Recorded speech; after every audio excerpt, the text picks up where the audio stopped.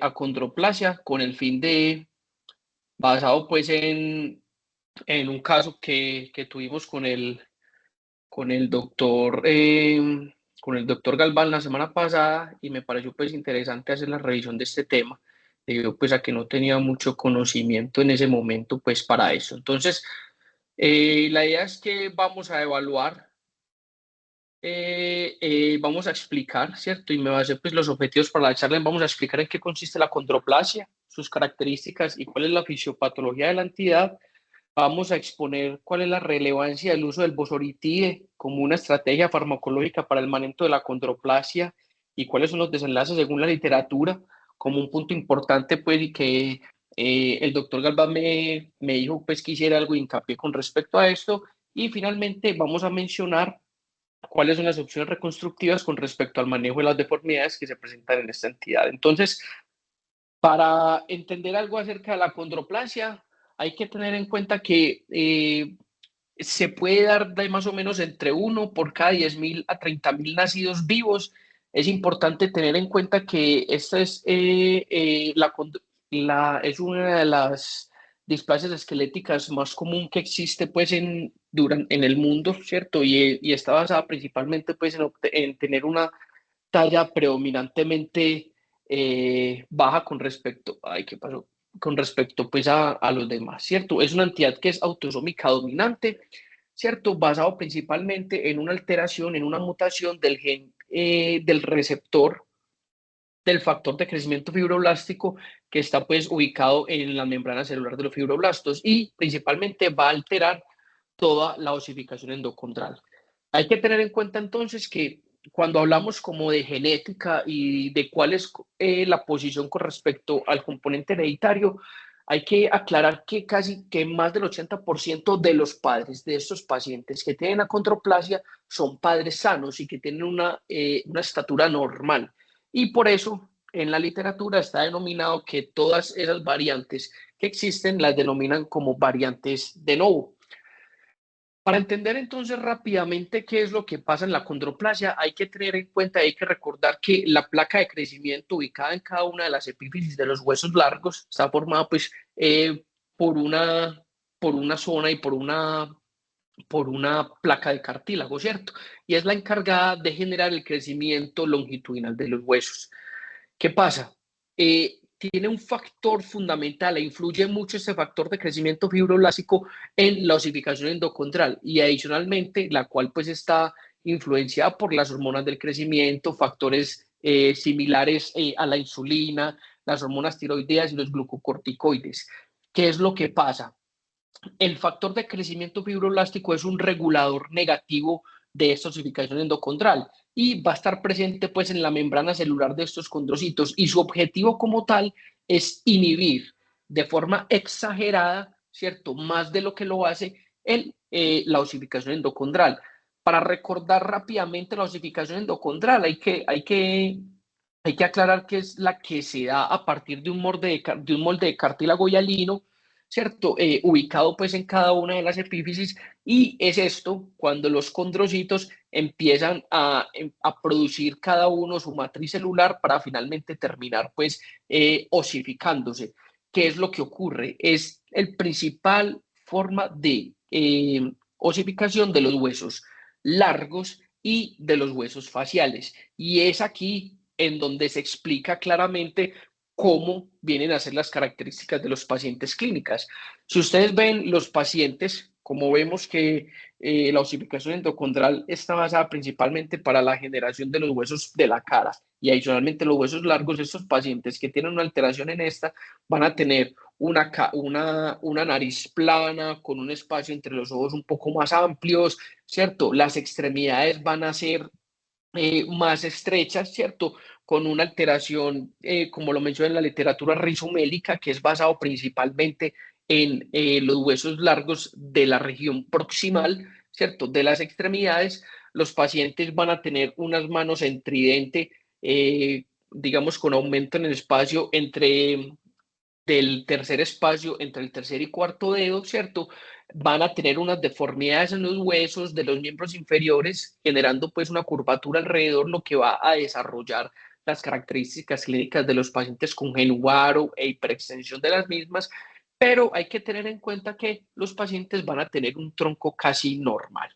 Hay que aclarar que estos pacientes van a ser cognitivamente normales, la mayoría de ellos, y hay que tener en cuenta también que ellos tienen unas curvaturas específicas para su desarrollo óseo y cada una de las desviaciones estándar. Listo, para que lo tengamos en cuenta.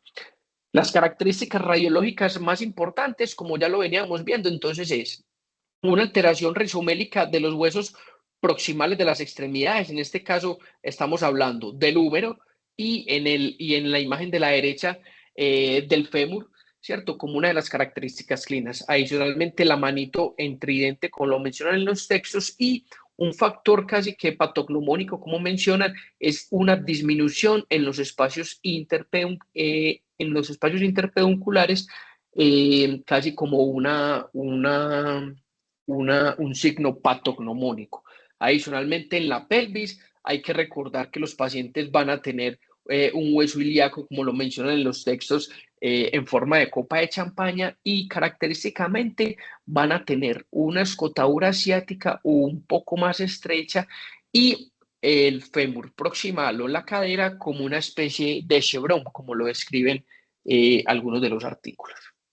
Entonces, ¿cuáles son las características principales con respecto a la alteración en el crecimiento de estos pacientes? Digamos que va con respecto a la velocidad, va a haber un cambio, digamos, una diferencia bastante importante, sobre todo en los pacientes neonatos y después del nacimiento. Si ustedes ven, los acondroplásicos van a tener un crecimiento casi que aproximadamente 20 centímetros año y los pacientes, digamos, sin la enfermedad, casi que la velocidad del crecimiento va a ser el doble. Luego, digamos que en edades intermedias, entre los años aproximadamente hasta los 10 años, sí existe una diferencia entre los pacientes acondroplásicos y los pacientes que no presentan la entidad, pero sí vamos a ver un pico bastante importante, y esto es lo que mencionan mucho en la literatura y hacen hincapié, es que la gran diferencia se ve marcada en el pico puberal, en donde los pacientes, la velocidad de crecimiento de los acondroplásicos será aproximadamente con un tope de 5 centímetros año, y miren que los pacientes que no expresan la enfermedad es cercano a los 10 centímetros año. Vuelve y se convierte en el doble, para que lo tengamos claro. Entonces, para entrar de una vez en materia, como una de las opciones de manejo que se ha venido, digamos, exponiendo en la literatura en los últimos 5 o 6 años, con trabajos de hace mucho más tiempo, es el bosoritide, que es un análogo del péptido natriurético tipo SUE, y si recordamos, el objetivo es contrarrestar la función hiperactiva de ese factor, ese receptor de crecimiento fibroblástico que se está expresando de forma alterada, llevando a que el crecimiento endocondral de los huesos sea un poco más normalizado, ¿cierto? Y entonces, a partir de esto, hay dos estudios grandes, publicado en el New England Journal del 2019, en donde van en un estudio multinacional, ya van en la fase 2 de este medicamento para ese momento, y le hicieron un seguimiento a los 42 meses en estos pacientes.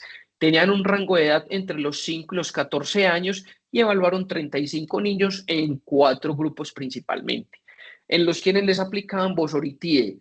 En el grupo 1 de 2 microgramos kilo día, en el grupo 2 7.5 microgramos kilo día, en el grupo 3 15 y en el grupo 4 de 30 microgramos kilo día, ¿cierto? Evaluando la velocidad de crecimiento anual.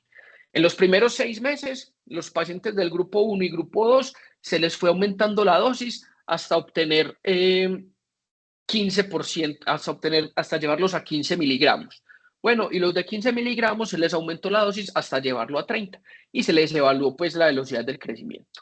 Si vamos a ver aquí esta gráfica, digamos claramente, vamos a ver que la línea punteada nos va a demostrar cuál es el crecimiento anualizado esperado, ¿cierto? En la velocidad de crecimiento para los pacientes acondroplásicos, ¿cierto? Teniendo como base este primer grupo, ¿sí o no? Y la línea que está continua en la parte más superior expresa la velocidad de crecimiento anualizado en los pacientes normales.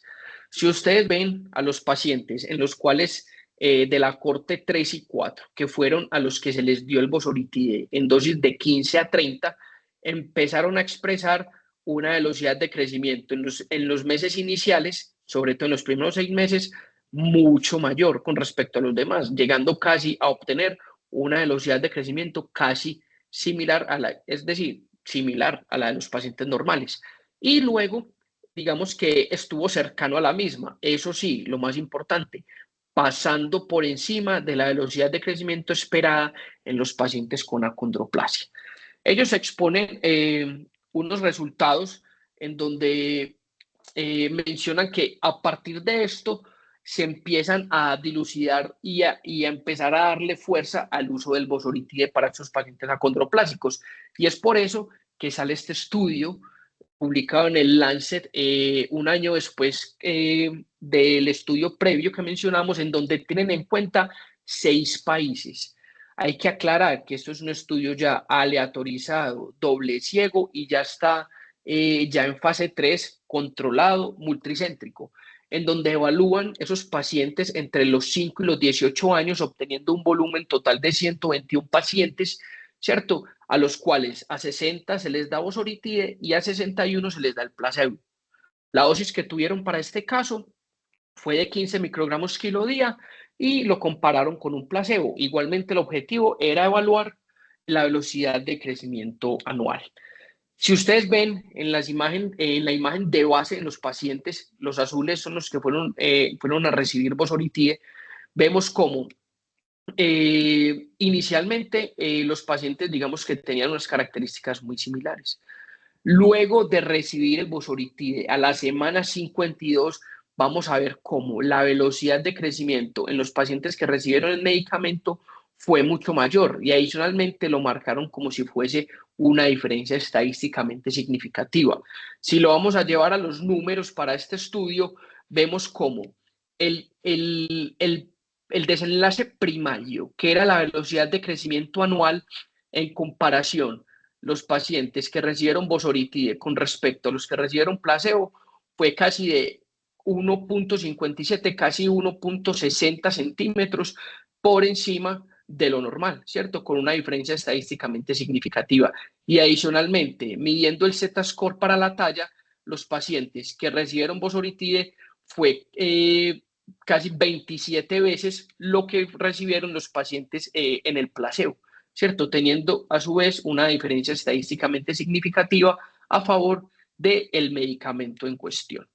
Si vamos a evaluar el forest plot, ¿cierto? Y la gráfica, basándonos principalmente en lo importante y en lo que evalúan en la literatura, es como la velocidad de crecimiento anual en los pacientes en general, en cada uno de los momentos evaluados, fue de 1.57, como lo mencionamos previamente, todo esto a favor del bosoritide. Y si vemos las otras características con respecto al Tanner, con respecto a la combinación entre el Z-score para cada una de las categorías, con respecto a la talla, todos se inclinaron hacia la derecha a favor del medicamento. En este caso, 15 microgramos kilo día del bosoritide de aplicación subcutánea, llevándolo a digamos, a obtener unos resultados mucho mejores con respecto a el placebo.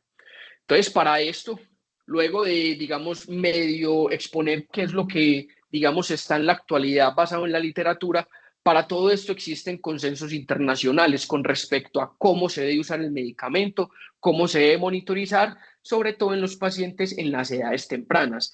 Ya está muy sedimentado que los pacientes entre los primeros 2 años el seguimiento se debe hacer cada 3 meses y evaluando principalmente el peso, revisar la dosis, evaluar cómo va hasta el crecimiento y el desarrollo neurológico y monitorizando pues algunos efectos adversos. Igualmente los pacientes entre los 3 y los 5 años de edad vamos a evaluar cada 4 a 6 meses cómo está logrando sentarse, movilizarse, monitorizar el uso de medicamentos adicionales y ya en los pacientes mayores de 5 años ya vienen aquí a evaluarse más puntajes funcionales con respecto adicionalmente a los efectos adversos que puede tener el medicamento, cómo el paciente se va desenvolviendo en su entorno, cómo está su calidad de vida, cómo está, digamos, las actividades y las metas para lograr su vida diaria. Muchas de las cosas que mencionan es que los pacientes logran mejorar algo la talla con el fin de ir al baño más cómodos, con el fin de desenvolverse y hacer un poco más independientes durante su desarrollo inicial. Y finalmente mencionan y está, digamos, sedimentado en alguna parte de cuándo es el momento oportuno de parar el medicamento. ¿Cierto? Siempre hay que medir la respuesta cada 1 a 2 años luego de iniciar el mismo. ¿Cuál es la velocidad de crecimiento anual? Si esa velocidad de crecimiento anual llega a estar por debajo de 1,5 centímetros por año, hay que evaluar rayos X de los pacientes y determinar cómo es el estado de las fisis. Si los pacientes ya están en la pubertad, ¿cierto? Evaluar igualmente radiografías cada 1 o 2 años para evaluar cómo se encuentra el núcleo de crecimiento para determinar si aún está viable o no, ¿cierto? Porque hay que tener en cuenta que por donde crecen los huesos es la fisis y donde impacta realmente el medicamento es en ese factor de crecimiento fibroblástico y adicionalmente en toda esa zona proliferativa de la fisis, ¿cierto? Cuando el paciente diga que ya se siente bien con su talla o finalmente pues cuando el paciente no tolera dicho medicamento, como a grandes rasgos en esta parte. Y habría que mencionar algo acerca del manejo ortopédico de estos pacientes y para esto hay que tener claro que este es el estudio más grande, que es el Clarity de 60 años de experiencia en el manejo ortopédico para los pacientes con displasia esquelética, en este caso la condroplasia.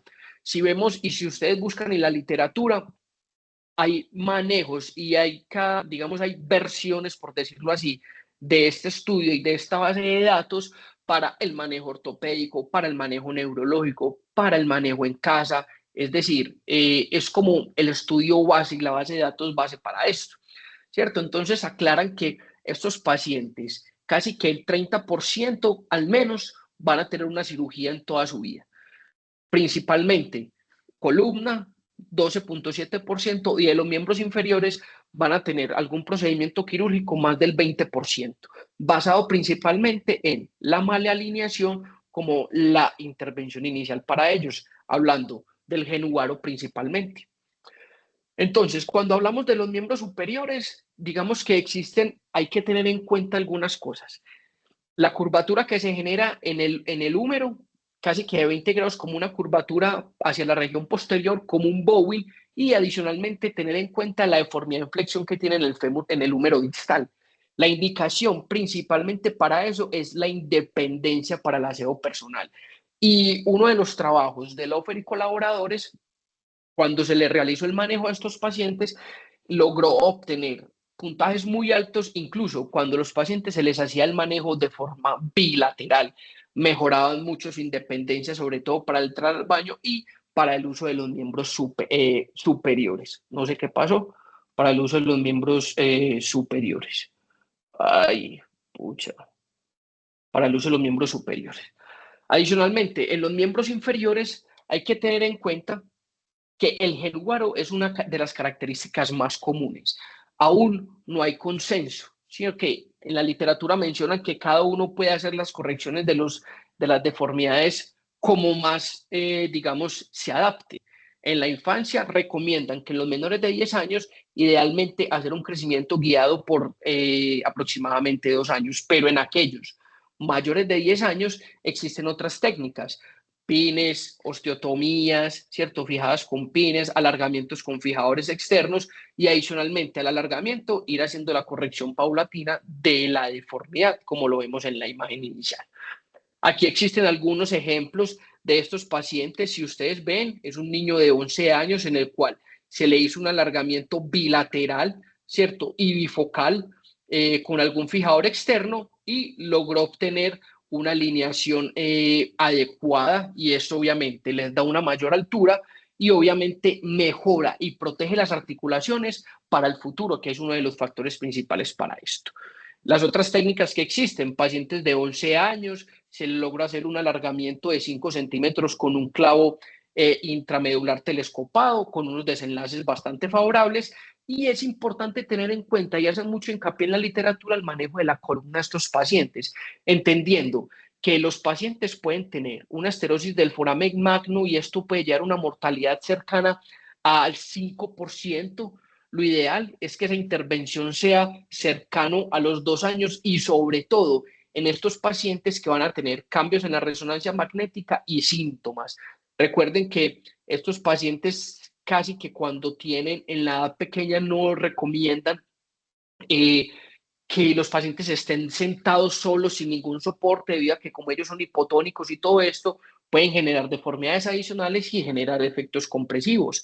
La estenosis espinal tiene una incidencia cercana al 25%. Esos pacientes tienen una claudicación y pueden tener síntomas similares a, digamos, a compresión del nervio ciático, ¿cierto? Y obviamente serán intervenidos aquellos con cambios en la resonancia y que tengan síntomas. Y adicionalmente, una deformidad común en estos pacientes es la cifosis toracolumbar. Ojo, lo que les mencionaba, no sentar a los pacientes menores de 1 año y se van a intervenir aquellos que tengan un COP mayor a 50, años, a 50 grados y que adicionalmente sean mayores a 5 años, con el fin de lograr una mejor posición, proteger la médula espinal y así no tener desenlaces tan poco favorables. Y adicionalmente me encontré este trabajo de Dror Pelli en donde hace, digamos, un recuento de toda su experiencia entre 1987, como muestra acá, y 1997, ¿sí o no? En donde hace alargamiento de estos pacientes bilateral en la tibia como bifocal y un alargamiento bilateral del fémur solamente en un foco. Él los dividía aproximadamente en 3 grupos, ¿cierto? Juvenil, en donde era más o menos los 7, 8 años, adolescentes entre los 12 y los 13 años, y ya los pacientes mayores de 18 años en la etapa adulta. Tenía varias opciones de manejo. Dror Paley, pues, sí, finalmente, luego de usar sus estrategias con fijadores externos, alargamientos bifocales bilaterales, lograban obtener, se salían de la curvatura y de las tablas para condroplasia y quedaban en un punto intermedio entre las desviaciones estándar normal y los pacientes acondroplásicos, con un desenlace bastante favorable en hombres y en mujeres, como lo vemos en estos trabajos. Si ustedes van a ver la evolución que él menciona, para él, la meta en ese momento, pues en este caso, es casi que obtener una tibia de entre 15 a 16 centímetros, un fémur entre 12 a 10 a 12 centímetros, y en su momento alargaba, hacía alargamientos casi que de los 4 segmentos, con fijadores externos en fémur, en tibia, obteniendo un alargamiento casi que de 15 centímetros de toda la extremidad, para finalmente, ya a partir como más o menos del 2014, se empezó, digamos, a aumentar el uso de los implantes intramedulares, con el fin de, pues, lograr los alargamientos telescopados y un poco menos, eh, digamos, difíciles para el paciente. Entonces, finalmente, hay que entender que la condroplasia es la displasia esquelética más común mundialmente conocida. Su diagnóstico, aunque existen varias herramientas, predomina la clínica y lo radiológico. Existen estudios con buen poder estadístico que tienen como opción dentro del manejo multidisciplinario el uso del bosoritide a dosis entre los 15 y 30 microgramos kilo día.